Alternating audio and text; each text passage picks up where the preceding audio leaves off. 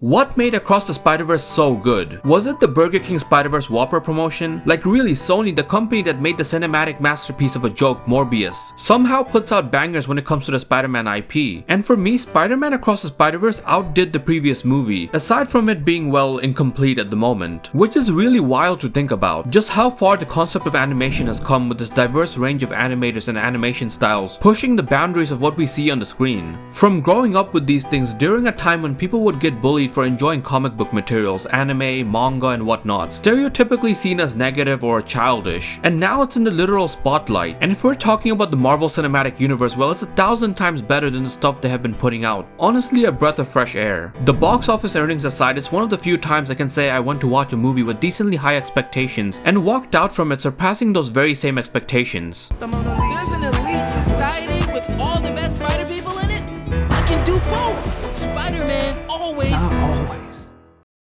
A movie like this just doesn't work if the people behind it have no passion. And well, safe to say the Spider-Verse franchise is in good hands, at least for now. There's just so many examples that show this. Like the whole Lego sequence of the movie was made by a 14-year-old Lego animator, Preston Mutanga, who made the entire Spider-Verse trailer into a Lego animation, which he then confirmed on Twitter. The channel is called Lego Me the OG, and it's one of the things that show the people behind Spider-Verse truly care about the community and the fans, because they most likely found him through his previous works, when he was just making Lego videos out of passion and as a hobby. Also kind of funny because in my head it's like the producers probably couldn't contact him till he finished his homework or something. But honestly, I'm glad he's going places at such a young age. Imagine having the first thing in your portfolio as an animator for Across the Spider-Verse. Huge flex and well deserved. And this man Spider-Punk, or well Hobie, that stole the heart of many of us who watched the new Spider-Verse movie, took 3 whole years to animate. And these were the 3 rules which they obviously played around with, from how he appears during movement, during staying still, and whatnot. Here's where it gets even better. They even refilmed the whole Indian Spider-Man sequence because they felt that it was not culturally accurate enough, even though it already took up a lot of time and budget. If that doesn't scream passion, I don't know what does. Just the raw amount of Easters in this movie, like the Insomniac Spider-Man games and the Sun football or soccer player poster, or the Spider-Man 2099 theme is a new mix or a derived mix of the Spider-Man Unlimited theme, which by the way was so cool and fit the moment perfectly, especially when Miguel made his entrance. They really bulked up Miguel O'Hara in this movie compared to the end credits of Into the Spider-Verse, which I'm not surprised about given the tragedy that this man goes through. It's a great inspiration for hitting back there at the gym, and holy, they really paid attention to the details here. Or just how the watercolor style of Gwen's universe changes, blends, and drips into each other, or separates based on the moods of the characters, specifically Gwen Stacy and her dad's. Or how in the Lego version the sound effects is literally roleplay fake sound effects. Who's on this?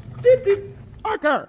Hurry the fuck up. The whole movie is an artwork of its own. From the start all the way to the end, it's an emotional story, with one concept that was there the entire time about belonging or feeling like a part of something. Whether it be the simple fear of Miles' parents letting him go, afraid that the world wouldn't accept him, wouldn't treat him like they would. Miles wanting to be a part of the Spider Society, feeling like there's a constant void in his life after all the people that have helped him in the previous movie and can relate with him went off to their own worlds. Same for Gwen, as with her discussion with her band, and with what happened to Peter and on the constant run from her father, leading into the very struggles of identity. Miles, who wasn't even sure if he's a good Spider-Man at the start, and literally Spider-Man 2099 and the others trying to tell him he wasn't even meant to be a spider person. Imagine really looking forward to being a part of something and the very same people telling you that you're a mistake. That has to be crushing. And Gwen's constant internal conflict with herself about her identity and external conflict with her father also about her identity. It works as an allegory for so many things that we can insert ourselves into. Be in the shoes of the characters despite how mad the story actually is. Which has taught me a very great lesson. The world is so crazy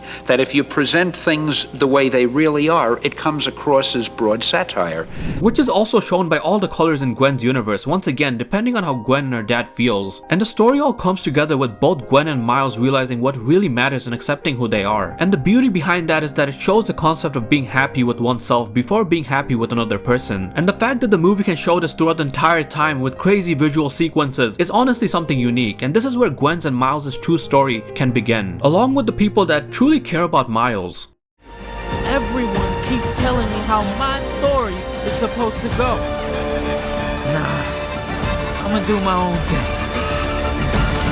leaving us with one epic cliffhanger which did get some funny reactions because, well, let's just say things got even wilder. And now the wait for March next year will be excruciatingly painful. I genuinely can't wait to see what they're cooking up. The soundtracks by Metro Boomin only made the experience that much better, to the point that I have the Self-Love track on loop right now, and I remember bopping my head through the end credits as well. Let's not forget the cameos, the mix and match of reality, fiction, art style, design, texture, the attention to details from expressions to so many little Easters that you can keep watching the movie and pick up more every single time. The immersive and intense fight scenes, especially when Miguel was involved, the freestyle web slinging, comic book effects and SFX, and even with all that, halfway through I forgot that I was watching an animated movie. That's how engaging it was, despite the wild mix and match of styles that by all sense you would never expect to work together until you watch this movie. And then there's the well-timed comedy moments and the punchlines that made the entire movie theater constantly laugh, and of course Pavitr Prabhakar, who was Dopinder in Deadpool playing Indian Spider-Man from Mumbai.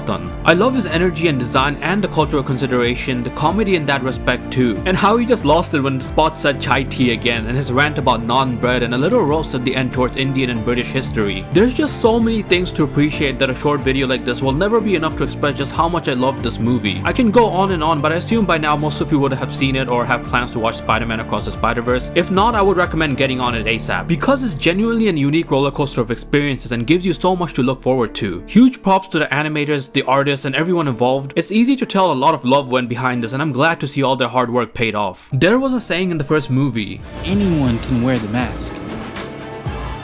You could wear the mask. If you didn't know that before, I hope you do now. and this movie solidifies this, which as Spider-Man fans have heard for a long time. It's seeing this iconic character that a lot of us grew up with, whether it be the comics, Tobey's movies, Spectacular Spider-Man, Ultimate Spider-Man, Andrew's movies, heck even Tom Holland, and so on, being much more than one person, one universe, a concept of infinite possibilities. It's the perfect homage to also what Stan Lee said about what makes Spider-Man such an icon. So, any kid could imagine he's Spider-Man because no color of the skin shows. He could be black under that, he could be red, he could be yellow, he could belong to any race. And that wasn't done purposely, it was done accidentally, but I think it was the best thing we did, making him so that he could be anybody under that costume. The movie is very meta with this, using references from the comics. It doesn't feel like all these characters are just there for the sake of pure fan service. It's to show this very point, having Miles Morales deemed a mistake as Spider-Man brings down the history of keeping Spider-Man as this ageless being that's always the same, always going through, as Miguel would say, the canon events. Miles Morales is a way to rebel against and criticize the canon, probably why Spider-Punk likes him in the first place, something foreshadowed even with Gwen in the start. In every other universe, Gwen Stacy falls for Spider-Man. And in every other universe, it doesn't end well. And Miles telling her that there's a first time for everything, all this while also paying tribute to all these different variants of Spider people. And I'm glad to be alive to be able to witness this. Yeah, that's about it. As always, thanks for watching. I know it's a bit different from my usual content about anime, manga, and Japan related stuff, but a good story is a good story, especially for a Spider-Verse trilogy like this. It's a unique experience, and you guys know I'm gonna be rewatching this in the Japanese dub version anyways, because of the stacked voice actor cast. And well, if you want to know more about that, I have another video on that, and yeah, that's about it. Bye bye, like and subscribe, peace.